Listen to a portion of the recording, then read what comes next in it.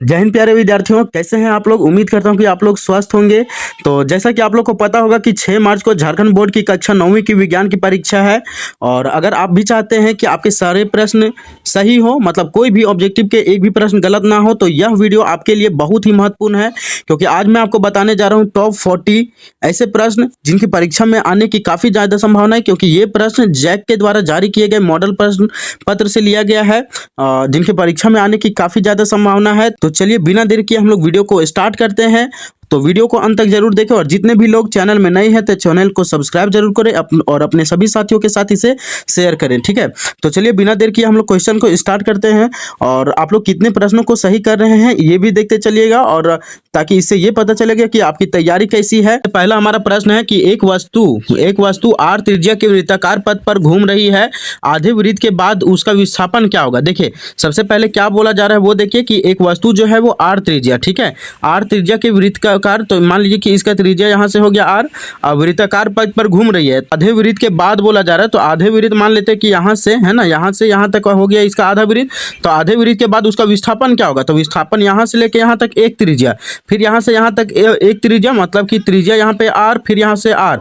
तो आर और आर को अगर हम जोड़ देंगे यही इसका विस्थापन होगा। तो आर और आर क्या हो जाएगा, तो आर प्लस आर को अगर हम जोड़ देते हैं तो 2r है ना, 2r। देखिए यहाँ पे लिखा हुआ है 2r, कैपिटल आर यहाँ पे दिया हुआ है, तो ऑप्शन नंबर सी इसका सही हो जाएगा 2r, ठीक है। तो एक वस्तु आर त्रिज्या के वृत्ताकार पथ पर घूम रही है, आधे वृत्त के बाद उसका विस्थापन क्या हो जाएगा, तो 2r हो जाएगा, ऑप्शन नंबर सी इसका सही होगा।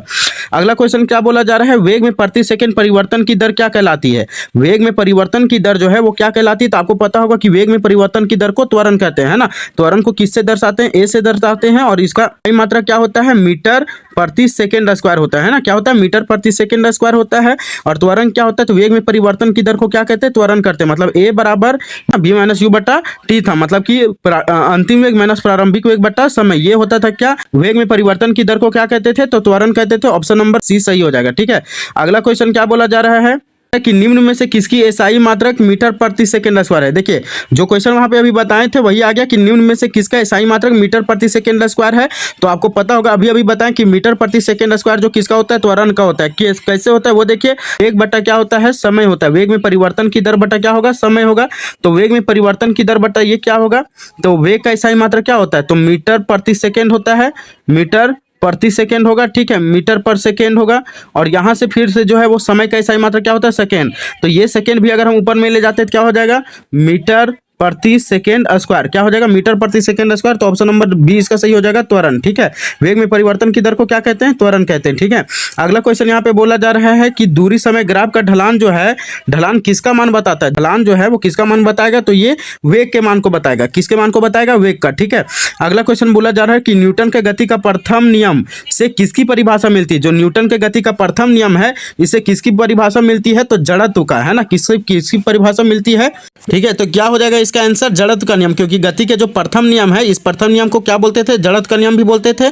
अब देखिए ये गति का प्रथम नियम क्या होता था कि कोई वस्तु विरामावस्था में है तो वो तब तक रहना चाहेगा जब तक उस पर कोई बाहरी असंतुलित बल कार्य नहीं करेगा, ठीक है। अब देखिए इसे जड़त्व का नियम भी हम लोग कहते थे, याद रखिएगा। अब ये क्वेश्चन यहाँ से पूछ सकते हैं कि गति के प्रथम नियम की संकल्पना सबसे पहले किसने की। तो देखिए गति के नियम को दिए थे न्यूटन ने, लेकिन इसकी संकल्पना सबसे पहले किसने की थी, ठीक है। तो आप इसे याद रखिए कि गैलीलियो गैलीली ने की थी। किसने की थी, गैलीलियो गैलीली ने की थी, ठीक है। याद रखिएगा इसका आंसर, गति के प्रथम नियम की संकल्पना गैलीलियो गैलीली ने की थी, ठीक है। अगला क्वेश्चन बोला जा रहा है किसी पिंड का जड़त्व किस पर निर्भर करता है। किसी पिंड का जो जड़त्व है वो किस पर निर्भर करता है, तो किसी पिंड का जो जड़त्व है वो उसके द्रव्यमान पर निर्भर करता है ना, किस पर निर्भर करता है, द्रव्यमान पर निर्भर करता है।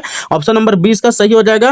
देखिए अगला क्वेश्चन क्या बोला जा रहा है कि न्यूटन के गति का कौन सा नियम बल की परिभाषा देता है, मतलब कि बल का परिभाषा जो है वो कौन सा नियम देता है।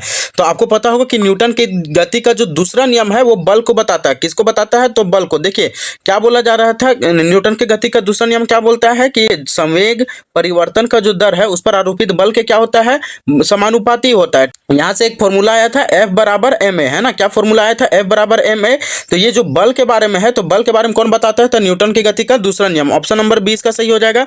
अगला क्वेश्चन पूछा जा है कि 10 मीटर प्रति सेकंड की गति से चलने वाले 0.5 किलोग्राम द्रव्यमान वाले पिंड का संवेग क्या होगा, संवेग पूछा जा रहा है। तो P बराबर क्या होता है, तो P बराबर m और v होता है, ठीक है। तो P बराबर m v, तो इसका वजन कितना दिया हुआ है, मास कितना दिया हुआ है, 0.5 किलोग्राम दिया हुआ है, ठीक है, 0.5 kg। और यहाँ से इसका वेलोसिटी जो बोला जा रहा है, वेग कितना बोला जा रहा है, तो वेग इसका 10 मीटर प्रति सेकंड है। कितना है? 10 मीटर प्रति सेकंड। ठीक है, कितना है? तो 10 मीटर प्रति सेकंड है। ठीक है, 10 मीटर प्रति सेकंड। अब इसको जब हम गुना करेंगे तो कितना हो जाएगा? 5 kg पर मीटर सेकेंड स्क्वायर हो जाएगा, है ना। कितना हो जाएगा? 5 kg मीटर पर सेकेंड स्क्वायर। तो ऑप्शन नंबर इसका कितना हो जाएगा?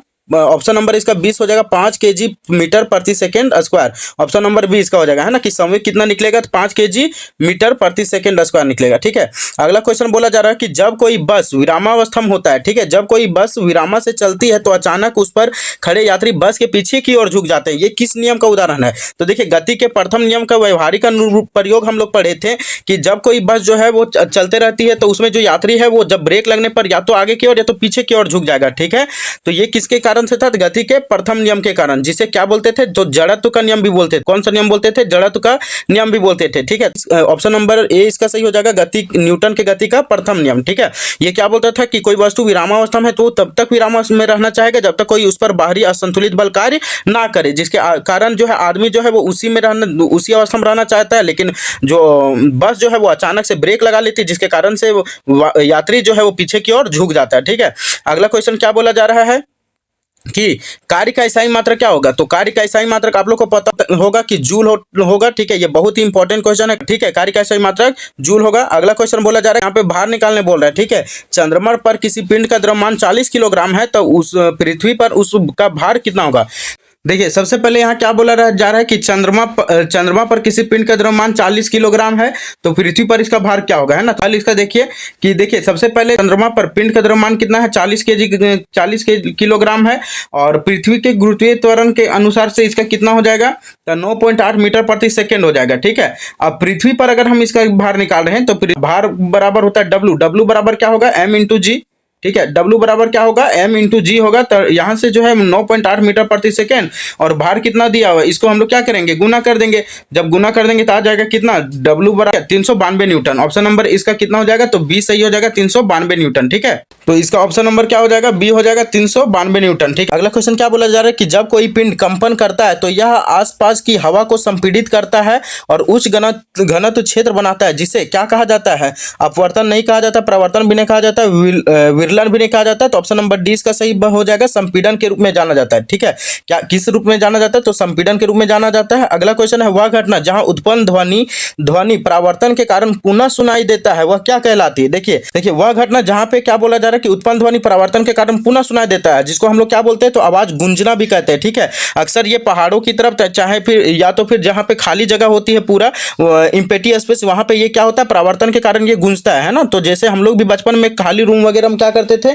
बोलते थे और वो बार बार सुनाई देता था, रिपीट करता था, तो इस रिपीटेशन को क्या बोलते थे? गूंजना कहते थे। ठीक है, इको बोलते हैं। ठीक है, अगला क्या होता है? निम्नलिखित में से किस पदार्थ के कणों के बीच आकर्षण बल सबसे कम होता है? जो सबसे कम आकर्षण बल है वो किसके बीच होगा?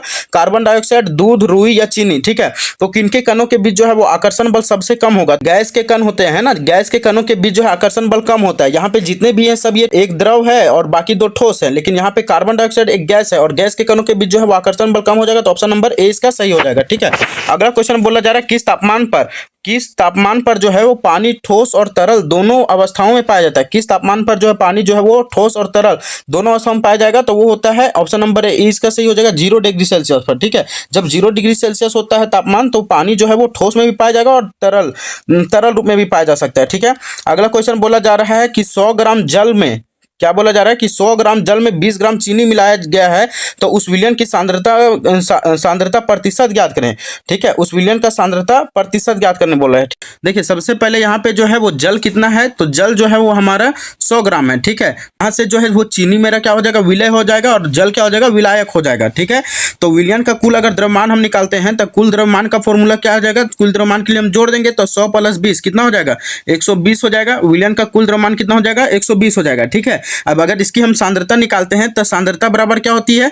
तो मास ऑफ सोल्यूट होती है बटा मास ऑफ सॉल्यूशन। ठीक है, तो यहाँ पे कितना हो गया? सोल्यूट का जो है मतलब कि विलयन का जो द्रव्यमान है वो कितना है? 20, और यहाँ से सोल्यूट मतलब कि इसका द्रव्यमान कितना है? 120। टोटल कितना हो गया? 20/120 और गुना में 100 प्रतिशत में बोला है, तो प्रतिशत के लिए हम लोग क्या करेंगे? 100 से इसको गुना करेंगे। तो जब यहाँ से आप काट पीट इसको कीजिएगा, यहाँ से 0 0 कैंसिल हो जाएगा, 2 1 2 2 6 12। ठीक है, तो ये क्या हो जाएगा आपका जाएगा 1/6 गुने 100%। क्या हो जाएगा 1/6 गुने 100%। जब आप इसको कट करेंगे तो ये समथिंग कितना आ जाएगा, तो 16.1/3, 16.1/3, या तो फिर इसी को जब हम अगर पूरा पूरी काटेंगे तो ये हो जाएगा 66 पॉइंट समथिंग आ जाए, 16.66 आएगा। ठीक है, 16.66, ये पूरा पूरी नहीं कटेगा, आगे चलते जाएगा। ठीक है, तो इसका आंसर क्या हो जाएगा, आंसर क्या हो जाएगा, देखिए ऑप्शन नंबर बी हो जाएगा 16.2/3, 16.2/3 हो जाएगा। ठीक है, प्रतिशत आंसर हो जाएगा ऑप्शन नंबर बी। ठीक है, अगला बोला जा रहा है कि घनत्व का इकाई मात्रक क्या है। जो घनत्व है उसका इकाई मात्रक क्या होता है, तो घनत्व का इकाई मात्रक आपको पता होगा कि केजी घन मीटर होता है। क्या होता है, केजी घन मीटर होता है। ठीक है, दिए गए कौन गुणधर्म निलंबन का है, यह समांगी मिश्रण है, बिल्कुल गलत। यह टिंडल प्रभाव नहीं दर्शाता, गलत। यह जो है समांगी मिश्रण है, ये छानने की विधि से पृथक नहीं किया जा सकता है, बिल्कुल गलत। तो ऑप्शन नंबर सी इसका सही हो जाएगा। यह एक विषमांगी मिश्रण है ना, निलंबन क्या बोला जा रहा है कि यह एक विषमांगी मिश्रण है। ठीक है, अगला क्वेश्चन यहाँ पे पूछा जा रहा है कि कपूर और नमक के मिश्रण को किस विधि द्वारा अलग करेंगे। कपूर और नमक के मिश्रण को किस विधि द्वारा हम अलग करेंगे। ठीक है, तो वो कौन सा विधि हो जाएगा ऊर्ध्वपातन विधि। इसमें क्या होगा कि कपूर जो है वो गैस के माध्यम से ऊपर उड़ जाएगा और जो नमक है वो हमारा शेष बच जाएगा। तो ऊर्ध्वपातन विधि के द्वारा हम इसे क्या करेंगे, अलग करेंगे। ठीक है, ऑप्शन नंबर ए इसका सही हो जाएगा। अगला क्वेश्चन पूछा जा रहा है द्रव्यमान संख्या बराबर होता है। जो द्रव्यमान संख्या है वो बराबर होगा किसमें, तो इलेक्ट्रॉन और प्रोटॉन की संख्या के योग के बराबर, प्रोटॉन और न्यूट्रॉन के योग के बराबर। ठीक है, तो ये ऑप्शन नंबर बी इसका सही हो जाएगा। ऑप्शन नंबर बी इसका क्या हो जाएगा, सही हो जाएगा। प्रोटॉन और न्यूट्रॉन की संख्या के बराबर होता है द्रव्यमान संख्या, है ना। द्रव्यमान बराबर आप लोग को बताए थे क्या होता है, द्रव्यमान बराबर क्या होता है, तो प्रोटॉन की संख्या प्लस न्यूट्रॉन की संख्या होती है, P+N होता है। ठीक है, ये याद रखिएगा आप लोग, इंपॉर्टेंट क्वेश्चन है, यहाँ से प्रश्न पूछा जाता है। अगला क्वेश्चन पूछा जा रहा है NH3 का आणविक द्रव्यमान क्या होगा। जो NH3 है उसका आणविक द्रव्यमान क्या होगा, तो देखिए NH3 का आणविक द्रव्यमान बोला जा रहा है। ठीक है, अमोनिया कहता है। N मतलब क्या हो गया, N मतलब हो गया नाइट्रोजन, और नाइट्रोजन का द्रव्यमान कितना होता है 14, और यहाँ पे हाइड्रोजन कितना है प्लस, हाइड्रोजन ए का द्रव्यमान 1 होता है, कितना हाइड्रोजन है 3, तो कितना हो जाएगा 14 + 3 हो जाएगा आपका 17, है ना। ऑप्शन नंबर इसका कितना हो जाएगा, डी सही हो जाएगा, 17 यूनिट। ठीक है, आणविक द्रव्यमान आपको निकालने के लिए पता होना चाहिए, क्योंकि इससे एक प्रश्न जो है वो परीक्षा में फिक्स है कि पूछेगा। ठीक है, अगला क्या बोला जा रहा है कि स्थिर अनुपात का नियम, निश्चित अनुपात का नियम क्या है। ठीक है, स्थिर अनुपात का नियम या निश्चित अनुपात का नियम क्या बताता है, तो देखिए यहाँ से रासायनिक पदार्थ में तत्व हमेशा द्रव्यमान के अनुसार निश्चित अनुपात में मौजूद होता है। ठीक है, तो ऑप्शन नंबर बी इसका क्या हो जाएगा, सही हो जाएगा। ठीक है, स्थिर अनुपात का नियम और द्रव्यमान संरक्षण का नियम, ये एक बार आप इसे पढ़ लीजिएगा। ठीक है, क्योंकि परीक्षा में आ सकते हैं। निम्नलिखित में से कौन 36 ग्राम जल का सही प्रतिनिधित्व करता है। जो 36 द्रव्यमान है, 36 ग्राम जल का सही प्रतिनिधित्व कौन करता है, तो ऑप्शन नंबर ए इसका सही हो जाएगा। 2 मोल जल, कितना मोल, 2 मोल जल हो जाएगा, क्योंकि 1 मोल में जो है वो 18 ग्राम जल आता था, और तो यहाँ पे 36 ग्राम है, तो इसमें कितना हो जाएगा 2 मोल। ठीक है, अगला क्वेश्चन क्या बोला जा रहा है, न्यूट्रॉन पर कितना आवेश होता है। जो न्यूट्रॉन होते हैं, ठीक है, न्यूट्रॉन पर कितना आवेश होता है, तो 0। न्यूट्रॉन पर कितना चार्ज होता है, 0 चार्ज होता है। ये आपको पता होना चाहिए कि न्यूट्रॉन पर कितना आवेश होता है, तो 0 आवेश होता है। ठीक है, अगला है जो अल्फा कण होते हैं, वो अल्फा कण क्या होते हैं, तो धनावेशित हीलियम परमाणु होते हैं। ये VVI क्वेश्चन है, आप इसे याद करके ही जाएंगे। ठीक है, अगला क्वेश्चन क्या बोला जा रहा है, किसी तत्व के समस्थानिकों के द्रव्यमान में अंतर को भिन्न संख्या के कारण क्या है। ठीक है, जो अंतर होता है इनमें, उस अंतर का संख्या क्या है, तो न्यूट्रॉन के कारण। किस तत्व के समस्थानिकों के द्रव्यमान में अंतर की भिन्न संख्या का कारण क्या होता है, न्यूट्रॉन होते हैं। ठीक है, क्या होते हैं, न्यूट्रॉन होते हैं। अगला क्वेश्चन बोला जा रहा है कोशिका भित्ति बनी होती है। जो कोशिका भित्ति है वो किससे बनी होती है, तो वो बनी होती है सेल्यूलोज से। ठीक है, जो कोशिका भित्ति बोला जा रहा है ना, कोशिका भित्ति, देखिए कोशिका झिल्ली अगर होता तो वो कोशिका झिल्ली आपका प्रोटीन का बना होता है, लेकिन यहाँ पे कोशिका भित्ति बोला जा रहा है। जो पादपों में होता है तो वो किसके बने होते हैं, सेल्यूलोज के बने होते हैं। ठीक है, अगर लकड़ी में बोला जाएगा क्या पाया जाएगा, तो वो क्या होगा, सेल्यूलोज होगा। ठीक है, ऑप्शन नंबर सी इसका सही हो जाएगा। अगला क्वेश्चन पूछा जा रहा है क्या बोला जाए, किस कोशिकांग को अपना DNA तथा राइबोसोम होता है, तो 2 होता है। कोशिका के अंग में आप लोग पढ़े होंगे कि 2 कोशिका के अंग ऐसे होते हैं जिनमें अपना DNA और राइबोसोम होता है। तो वो कौन होता है, तो पहला होता है माइटोकॉन्ड्रिया। ठीक है, कौन होता है, माइटोकॉन्ड्रिया होता है। ठीक है, माइटोकॉन्ड्रिया, और दूसरा कौन होता है, तो प्लास्टिड होता है। ठीक है, प्लास्टिड होता है, जिसे क्लोरोप्लास्ट भी कहा जाता है। तो ये एक समझिए सुपर इंपॉर्टेंट क्वेश्चन है, मोस्ट VVI क्वेश्चन है। इसे आप याद करके जाएंगे कि अपना DNA और राइबोसोम किस में होता है, तो माइटोकॉन्ड्रिया में और प्लास्टिड में। अगला क्वेश्चन बोला जा रहा है, क्वेश्चन नंबर 29 है, किसी कोशिका में 16 क्रोमोसोम है, उस कोशिका में अर्धसूत्री विभाजन के फलस्वरूप बने संतति कोशिका में कितने क्रोमोसोम होंगे, 16 है। तो देखिए आपको यहाँ पे N/2 हो जाता है ना,